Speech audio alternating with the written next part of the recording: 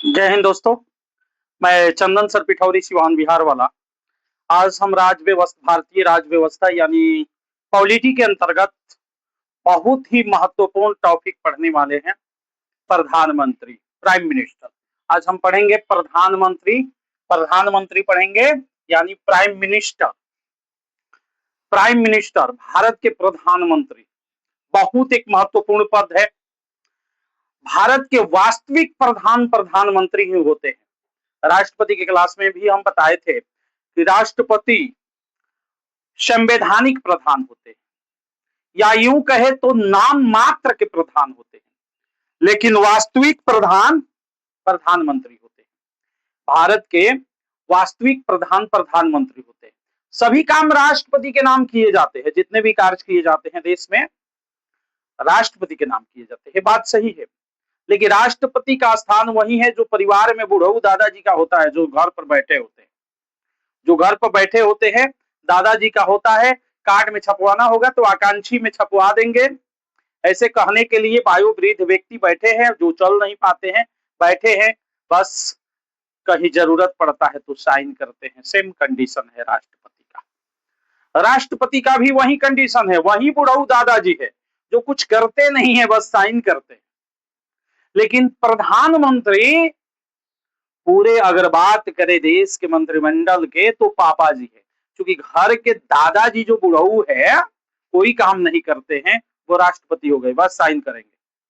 बाकी प्रधानमंत्री घर के सभी कामों को, माने देश के सभी कामों को करते हैं। जैसे परिवार के सभी कार्य को परिवार के मुखिया पापा जी हो या फिर जो भी हो, head of member of family, तो परिवार के जो हेड होते हैं सभी कामों को करते हैं, बस दादाजी आकांक्षी के रूप में होते हैं।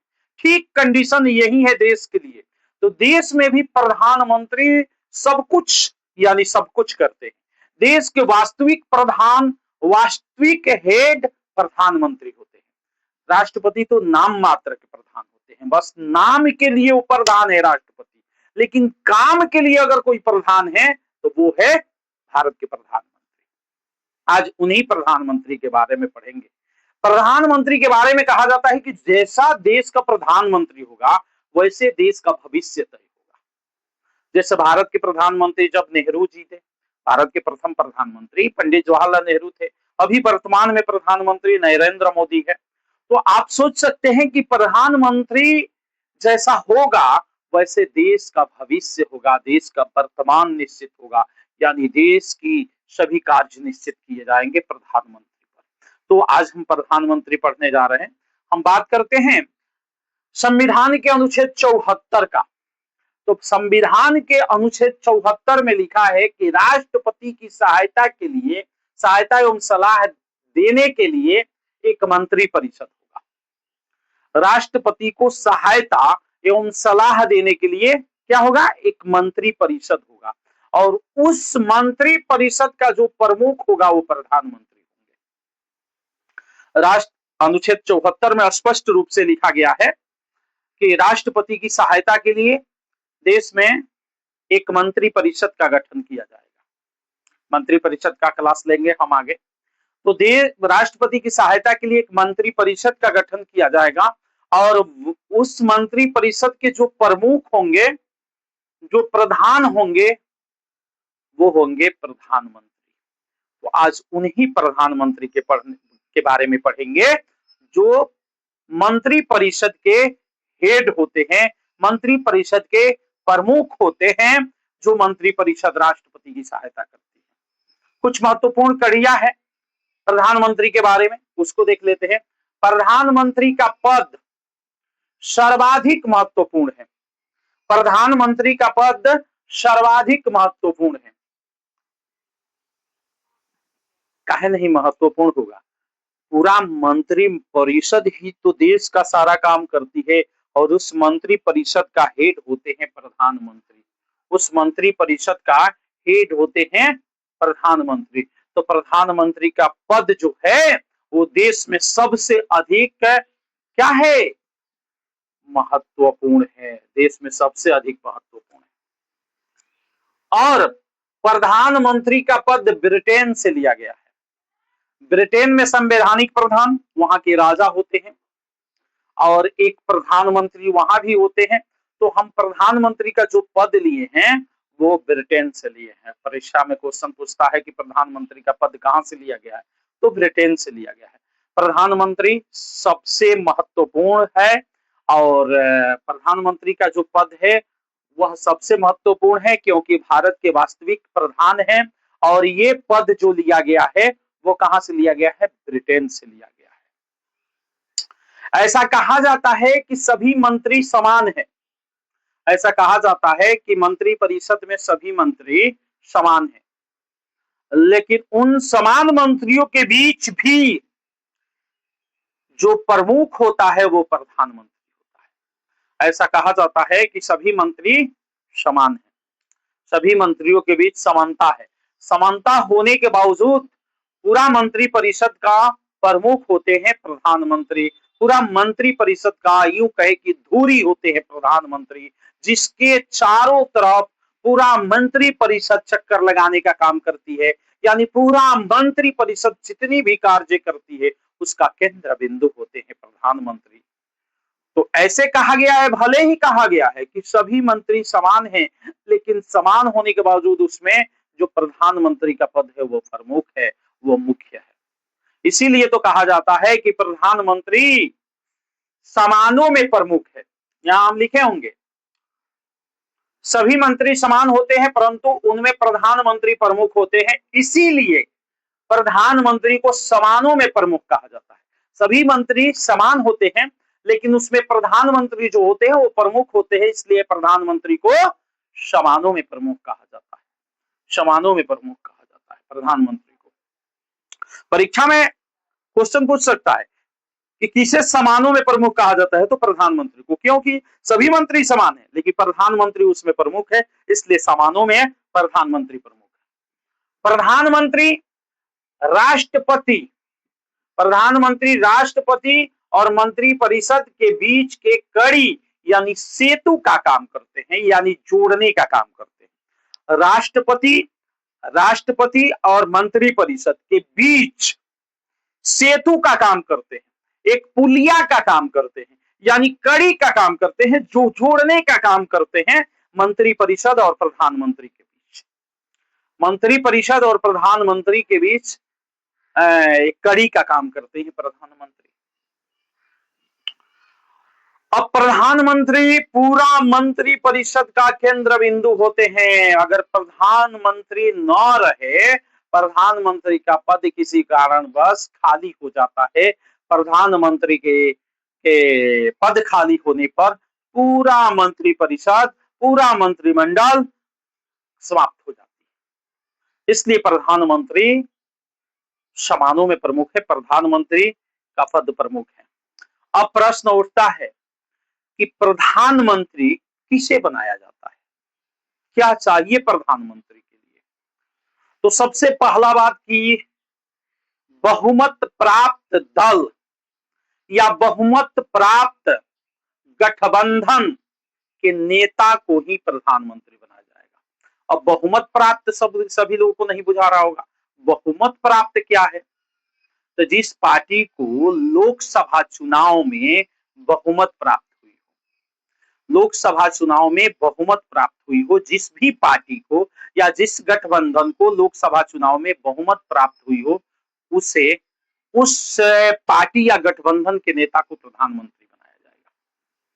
तो बहुमत नहीं समझ में आ रहा होगा तो बहुमत समझिए। बहुमत का मतलब हुआ 50% प्लस 1।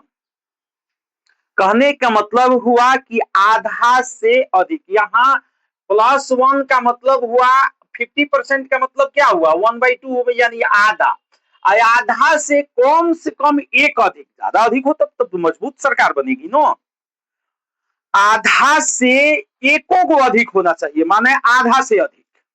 इतना समझिए कि लोकसभा में जिस पार्टी को या जिस गठबंधन को आधे से अधिक सीट मिली हो, उसी पार्टी के नेता को प्रधानमंत्री पद पर राष्ट्रपति नियुक्त करेंगे। जिस पार्टी या जिस गठबंधन को लोकसभा में आधे सीट से अधिक सीट पर विजय प्राप्त हुई हो, आधे सीट से अधिक सीट मिली हो, यानी जिस दल या गठबंधन के संसद आधे से अधिक जीत कर आए हो। अभी कितने संसद जीत कर आते हैं? 543। तो 543 का आप आधा कीजिएगा तो आधा से अधिक, आधे से अधिक संसद अगर जिस पार्टी या जिस गठबंधन के जीते हो, उसी पार्टी या गठबंधन के नेता को प्रधानमंत्री बनाया जाएगा। और जब प्रधानमंत्री बन जाएंगे कोई भी व्यक्ति, मान लीजिए किसी भी पार्टी को, अभी एनडीए की तरफ से आपको नरेंद्र मोदी प्रधानमंत्री है, तो जब प्रधानमंत्री को राष्ट्रपति नियुक्त कर देंगे, प्रधानमंत्री बन जाएंगे, तो प्रधानमंत्री का पहला कर्तव्य होगा कि प्रधानमंत्री एक लिस्ट बनाएंगे और लिस्ट में ये लिखेंगे कि किस व्यक्ति को कौन सा मंत्रालय दिया जा रहा है, माने किस व्यक्ति को कौन सा मंत्री पद दिया जा रहा है। और प्रधानमंत्री द्वारा बनाए गए लिस्ट के अनुसार राष्ट्रपति फिर सभी लोगों को जिनके लिस्ट बनाकर प्रधानमंत्री दिए हैं, सबको अनेकों मंत्री पद पर नियुक्त करेंगे, पूरा मंत्रिमंडल का गठन होगा। तो प्रधानमंत्री बन जाता है जो व्यक्ति उसके हाथ में होता है कि किस व्यक्ति को कौन सा मंत्रालय मिलने वाला है, वो चाहेगा तो मिलेगा और लोकसभा चाहेगी। अब प्रश्न उठ रहा है कि लोकसभा में बहुमत दल, बहुमत प्राप्त दल या बहुमत प्राप्त गठबंधन के नेता को प्रधानमंत्री बनाया जाएगा। गठबंधन आप लोग जानते होंगे, एक से अधिक दल मिलकर के, एक से अधिक दल मिलकर एक साथ चुनाव लड़ती है या एक साथ राजनीतिक क्रियाओं में भाग लेती है, तो उसे गठबंधन कहते हैं। जैसे एनडीए गठबंधन है, तो जिस दल या जिस गठबंधन को लोकसभा चुनाव में बहुमत मिला हो, माने आधे से अधिक सांसद जीत कर आए हो, उस दल के नेता को प्रधानमंत्री बनाया जाएगा। मान लीजिए कभी ऐसा भी कंडीशन हो सकता है कि किसी पार्टी को बहुमत नहीं मिले, किसी पार्टी को आधे से अधिक सीट नहीं मिले, तो फिर क्या होगा? क्या प्रधानमंत्री का पद खाली रहेगा?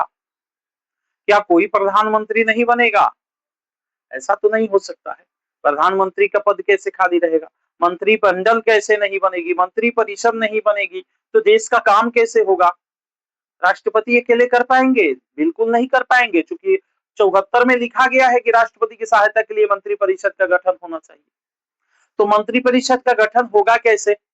अगर किसी भी पार्टी या गठबंधन को बहुमत नहीं मिलती है, तो उस परिस्थिति में मंत्री परिषद का गठन होगा कैसे?